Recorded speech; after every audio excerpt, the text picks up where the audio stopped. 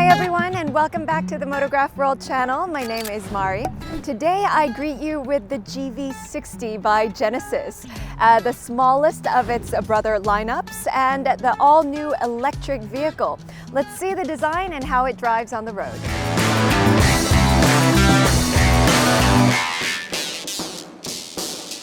The first thing that comes to my sight is the clamshell hood design. You don't see any creases here. It's just one plate of the hood and they've created a clamshell design. And now coming down, you also have the emblem just like its brothers. And you also have the distinctive two lines light here. This is probably one of the most representative design aesthetics of the Genesis lineups. You immediately see that because it's the face of the Genesis. You have these two lines lights, front and back. And because this is an electric vehicle, you have the grille that is a bit lower down. It's done technically because it has to have the cooling system and it's just at a better location to do that. So now looking at the profile, you see the coupe line of the roof coming from the front all the way to the back, and you have the fixed rear spoiler here. It gives it a more of an athletic and sporty drive as well as the look from the profile. It is a CUV, it's a compact SUV, it's kind of like a hatchback. It's one of the smaller SUV models. I personally like this segment, and the size is pretty nice too. The wheelbase is 2,900 millimeters, which is quite long for this segment as well. And now here you see the electronic side door handles, and you have the 255, 40, 21-inch wheels and tires. So I thought that it was quite nice to have the bigger size wheels and tires on this size of a car. And what's also very interesting and cool is that you have a facial recognition on the side here. So you have a camera that's built in, and once you register your face, you don't need your keys. If you had forgotten your keys in your home, then you just need to look into the camera and you'll be able to open and drive your car. Inside, you also have to register your fingerprint, but just with that, just with yourself, you'll be able to drive the car. And you also have the digital side mirrors, and we'll also show you them when we're driving. I actually took a look and it's quite clear and nice. And the design itself is very futuristic and forward-looking. So we'll see how that does on the road as well. So now we're at the back of the car. I personally don't really like the backside design. It looks a bit too plumpy. It's a bit stocky. It doesn't look as if it's a very athletic and sporty design, but of course it's your own preference. If you had the coupe line, as you had on the roof, all the way to the fixed rear spoiler, I would have wanted the design to be a little bit more agile looking, but it is a little plump, my terms. And you don't have the rear wiper. So it has a slant, it has a recline, and I guess that the water will just drop off. You also have the cameras built in here. Then you have the Genesis logo and the GV60. Because it's an EV, you have the blue or light blue license plates. And down below you have different color tone, as you can see. And also with the exhaust, because it's an EV, you don't see any holes down here either. As you can see from first glance, it's not that big. Mind you, the size of the segment is not that big either. So let's take the Mari trunk test. It was a little bit of a jump getting on. So when you're loading luggage, I guess that it would be a bigger climb up to the trunk. As for the horizontal, it fits one of, my leg length inside, but I can automatically see that because of the slanted roof and the coupe design, you won't be able to make use of the height of the trunk, only up to here. And even so, it's not that large. Maybe just one or two Maris would fit in. And you can also fold the second row seats in, and that will give you a little bit more space. But just with the trunk space alone, it's not that big. And now let's take a look at the lower compartment. It's not that big of a lower compartment. It's quite shallow, and you have the toolkit as well as the basic tools. However, you don't have a spare tire. So now I'm sitting in the second row seats and it's quite comfortable. You have the diamond perforated seats. You have the mixture of the different materials, the leather as well as the suede. On the back of the front row seats, you have this compartment where you can put it in, but this is it's hard. It's not soft material. It's plastic that they've used. One thing that I really don't understand is this net. I'm assuming that this is some kind of recycled material that they've used in the middle. So it's kind of like a slide, like curtains, where you can slide them up and down according to whatever you need to store inside. Then you have the two C-type USB ports for charging in the middle. And you also have the air vents on the B pillars, which is also a different material, different color. And you have one cup holder here on the door trim, the same for each side. You also have the Bang & Olufsen speakers down here. And here in the center, you have the armrest for two cup holders. We've also shown you how these seats can fold up, and then it goes all the way back here. So it's a good recline and a good rest for you if you want to sit back and relax. There's no center tunnel, so this is very convenient. You can step in and out without having to step over anything. The footwell is quite comfortable. You have much room. The wheelbase is 2,900 millimeters, which is quite spacious.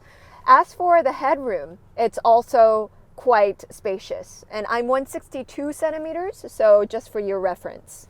So just like the EV6, again, you do have the sunroof, but then you do have the bars, but still you do have the sunroof. And also you have the sunshades for the second row. And now we're out on the road. This is the urban atmosphere, so we're just cruising at a slow pace. Now I want to talk a little bit about the interior design. It's quite futuristic, it's streamlined, it's high-tech, and it's quite nice. They've used different materials, and this one is blue, dark blue, slightly teal leather, along with a lime green stitching. I think that detail, the lime green stitching, is quite nice.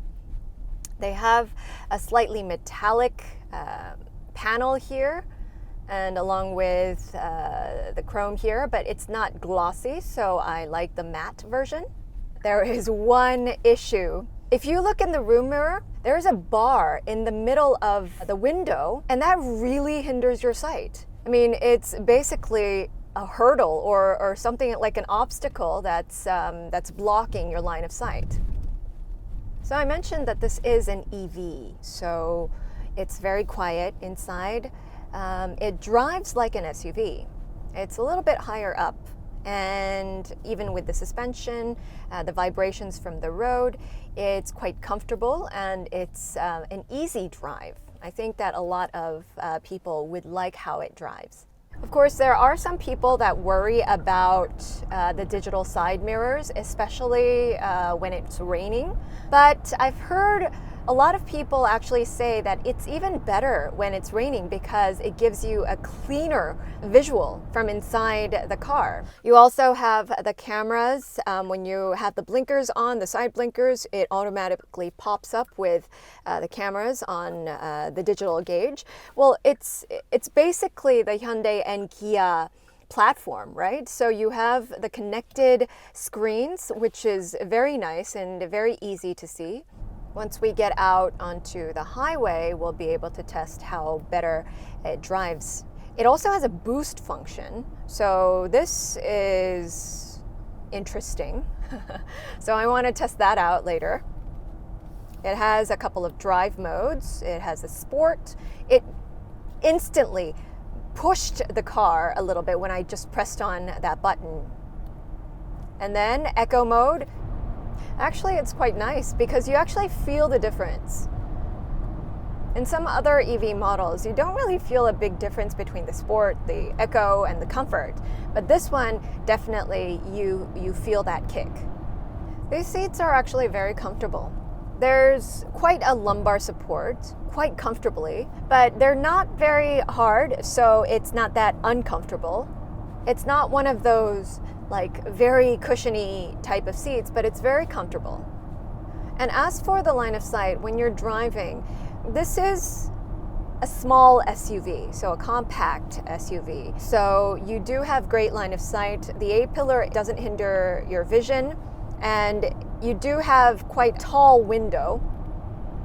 The crystal ball is inside, and this is actually one of Genesis's key design features that they're talking about. Once you turn on the engine, it actually flips around and gives you the rotary. I was talking with my producer saying that it actually looks much better when it's a crystal ball than when it's a rotary. So you kind of want the crystal ball to stay there for the rotary, but actually when it flips around, it's not that new.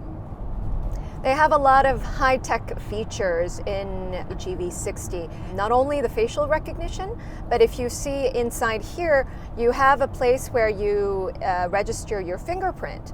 So either your second finger, your thumb, whichever is easier for you, after you register it, you don't need your key. There's been countless times where I went down to the parking lot, but then I was like, oh my gosh, I forgot my keys. And then I had to go back up to my home, get my keys, come back down. And that itself is like, I don't know, 3 to 5 minutes, right?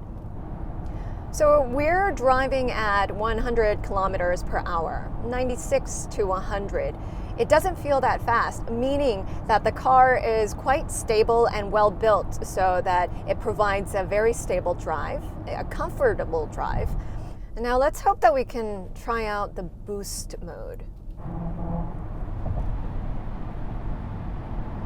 Oh. So the boost is even more of a push compared to the sports mode. So when you do the boost, it actually gives you that big push. So definitely a fun feature that you would want to test out. Cornering. It's quite stable. As I mentioned, the car is a bit lower down and the center of gravity is quite low, so that adds to the drivability. Compared to the other Hyundai and Kia EV models like the Ioniq 5 and the EV6, if I were to just simply say in a couple of words, the Ioniq 5 is more of a family car. It's quite spacious, it's quite comfortable. The EV6 is much more of a sportier drive. The GV60, I think that it kind of sits in between the Ioniq 5 and the EV6.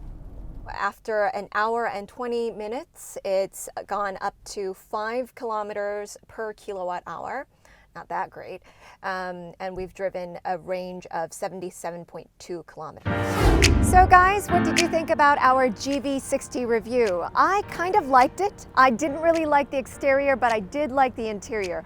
Next time, we're gonna come back with a comparison with a GV60 and another car. So stay tuned. So please remember to post your comments down below and remember to subscribe to our channel. See you next time.